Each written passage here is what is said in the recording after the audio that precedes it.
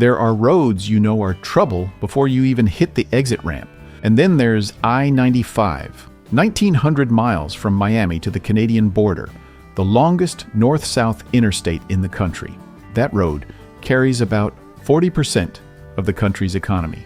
Rest stops every few miles, and that's exactly what makes it dangerous. Drivers treat it as safe by default. But the map most of you carry in your head has I-95 colored wrong. We're counting down 7 stretches on this road where the numbers are worse than you'd guess, and the reason behind them isn't what most people assume. Exits, mile markers, the real reason, ranked bad to worst. The numbers come out of FBI crime data and the Interstate's own recorded history. 3 of these 7 have no big story behind them, only real FBI numbers, because we're not going to make up a story just to make every item feel the same. And the worst stop on this list has nothing to do with cargo value, gang territory, or a drug path. For 3 weeks in the fall of 2002, gas stations up and down this road sat empty because people were too scared to stop. We'll tell you the exact exit, and we'll explain why the man who died there was chosen for no reason that had anything to do with him. Let's get into it. Number 7, Jacksonville, Florida, I-95. Exit 351B, where I-10 runs out a road.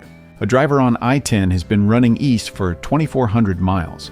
He hits the end of the interstate at this meeting point and merges onto I-95. The GPS says merge, the clock says stop, and Jacksonville's 2024 FBI numbers say the violent crime rate is nearly 6 per thousand, more than double Florida's rate across the whole state. On a safety score from 0 to 100, the safety score sits at 6 out of 100. The pattern here is 2 interstates become 1, and every driver on both roads gets pushed through a small set of exits. On top of that, Jacksonville's port, Jacksport, sends all its truck traffic through this same small area. You don't choose the meeting point. You just reach the end of one road and become traffic on the other. Let me be fair to Jacksonville.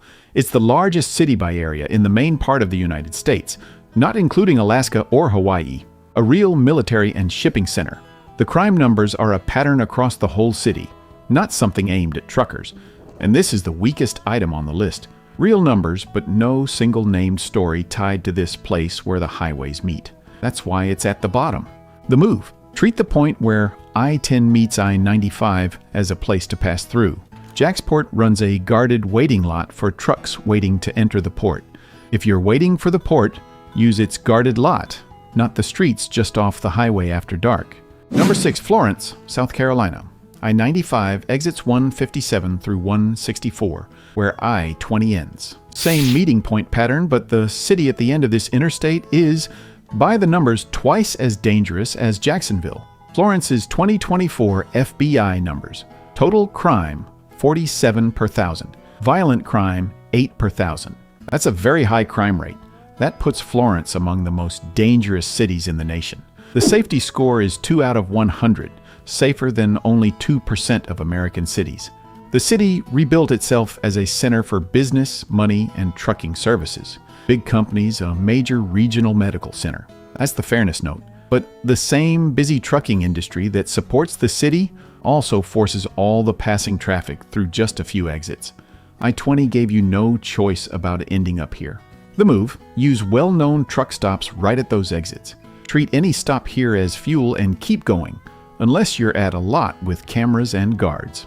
Number 5, Petersburg, Virginia. I-95, exit 51, the I-85 Junction. I-85 ends here, and Petersburg's numbers are the worst of the 3 cities where 2 major roads meet. Per Virginia's own 2024 data, the city was tied for the highest murder rate in the state, one of only 2 cities above 10 violent crimes per thousand. Those are dangerous numbers. Your chance of being a victim in a given year, 1 in 97. But Petersburg is also where a different pattern shows. This city grew rich on tobacco and railroads, then lost that money quickly. In 2016, a state check found a $12 million hole in its budget, forcing cuts to services. The highway junction sits right on top of that collapse. Keep count of how many places on this list got dangerous because the interstate showed up. Petersburg is the first one.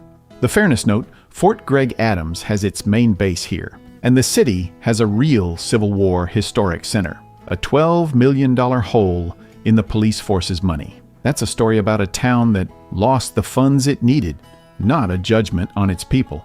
The move. Treat exit 51 as fuel and keep moving. Don't go into the old business streets after dark.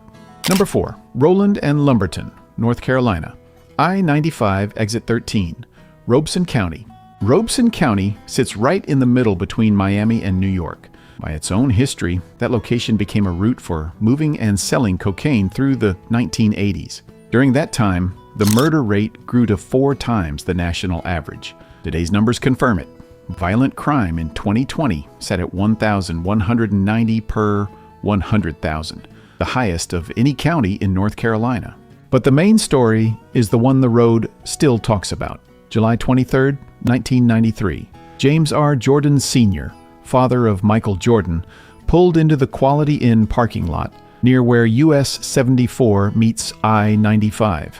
He was asleep in his car when Daniel Andre Green and Larry Martin Demery shot him. His body was found in a swamp, a wet, marshy area near McCole, South Carolina. Both men got life sentences. God rest him, a father asleep at the wrong exit, and the reason was a drug pipeline, a regular route for moving illegal substances that nobody in that parking lot chose to have right there. The fairness note, Robeson County is nearly 40% Native American, the Lumbee people with real cultural institutions. The move? Fuel and rest at modern truck stops right off exit 13. Avoid older motel lots on the business loop, the old highway that runs through town. Lock up, stay visible. Which exit on your own regular route has a reputation like this one? Every driver knows the story, but nobody outside the cab ever hears it. Drop it in the comments. That's how I'll know who made it this deep into the video. And subscribe. It costs nothing. The James Jordan family got nothing but tragedy from that exit. We're at the halfway point. So far, every item had a reason. Roads meeting, drug pipelines. The next 3 are where the road itself starts doing the damage. Still ahead, a bridge that gave hazardous materials trucks a way around the tunnels fell into the water. It won't be replaced until 2030. Then a highway that destroyed its own neighborhood. Finally, the stop where for 3 weeks the only thing that mattered was standing still next to I-95. Number 3, Wilmington, Delaware, I-95, exit 6, 7, and 8. When I-95 was built to go through Wilmington's west side, construction crews tore down between 360 and 370 homes. Local people fought to have the highway placed somewhere else. They lost. The interstate cut a neighborhood in half and became what the city still calls the dividing line. The numbers followed. 2024 FBI data. Total crime 50 per thousand. Violent crime nearly 12 per thousand. In other words, Wilmington is very unsafe. Bottom 2% for safety in the whole country. The city has improved. A 2018 police report showed shootings were at their lowest in over 15 years. But the current numbers are still among the worst 2% in the nation. Here's the fairness note. The West Side people got together to fight the highway's path before they lost that fight.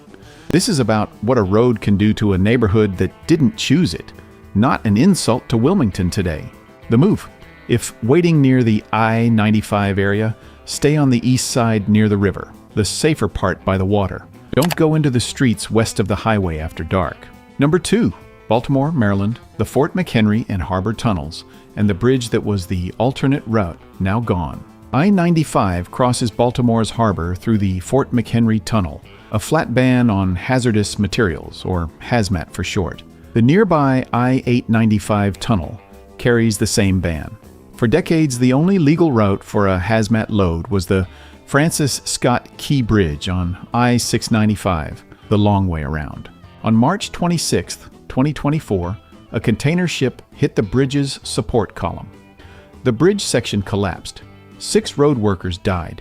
The new bridge won't be ready until late 2030. That's 6 years, with the only legal hazmat route simply not being there. Now add the city's crime numbers on top. 2024 FBI data, 197 murders. Violent crime, 16 per thousand. A hazmat driver inventing a route through city streets is driving straight into those numbers. God rest those 6 men. The move. Check the current official alternate route with your dispatcher, the person who gives you your loads. Also check with the Maryland Transportation Authority. Do this before you reach the tunnel entrance. Plan for the real extra hours. Don't treat a tip for a faster way through downtown as worth the risk. Number 1. Fredericksburg and Spotsylvania County, Virginia. The I-95 gas pumps. October 2002. Number 1 is different. No cargo, no territory, no pipeline. For 3 weeks in the fall of 2002, the single most dangerous thing a driver could do on this stretch was put diesel in the tank. October 11th, 2002. Kenneth Bridges, a 53-year-old businessman, pulled into an Exxon station near where US 1 and US 17 meet, just off I-95. Broad daylight. That means in the open. During the day. He put the fuel hose in the tank and stood there, somewhere in the lot. A changed Chevrolet Caprice with a hole cut in the trunk, the car's back storage area. John Allen Muhammad and Lee Boyd Malvo had turned that car into a hidden shooting position. Kenneth Bridges was chosen for no reason, not for what he was carrying, not for where he was going. He stood still, and that was enough. The pair were arrested on October 24th at a rest area off I-70 in Maryland. Kenneth Bridges was a father at a gas pump who never expected it. This is the one item where the danger has zero connection to cargo, territory, or a pipeline. It's pure risk of being seen in the open. A stranger at a gas pump next to a major highway must stand still in the open for 2 to 5 minutes every day. That makes it the riskiest place. That's not a crime rate problem. It's a geometry problem. The fairness note, Fredericksburg and Spotsylvania County are ordinary mid-Atlantic communities. Civil War history, a real regional economy. They had nothing to do with being chosen beyond sitting on this road. The move? Reduce the time you stand out in the open. Fuel at bright, camera-covered, busy truck stops. Limit the minutes you stand by the fuel hose. An attacker counts on you thinking, everyone fuels here, it's always been fine. Don't let that be your guide. 7 stretches on one road, and the pattern isn't what most drivers assume. I-95 isn't a highway that happens to pass near trouble. 3 of these spots are known as dangerous, partly because the interstate itself did something. And the worst item wasn't a crime rate story at all. For 3 weeks in 2002, the only thing that mattered was that a gas pump next to I-95 put you within range. The 6 men who died on the Key Bridge were doing the work that keeps this road moving. God rest them. And Kenneth Bridges was a father at a gas pump who never expected it. The ones we lost deserve their names said out loud. Drivers who cover the Northeast. We couldn't find reports this time for I-95 in Connecticut, Rhode Island, Massachusetts, or New Jersey, north of Newark. Name the exit and the state. The best ones become the next list. Subscribe. It's free, which is more than the toll you'll pay going through the Fort McHenry Tunnel with a hazmat load you shouldn't have brought there. Until next time, keep the rubber side down and the shiny side up. Stay safe.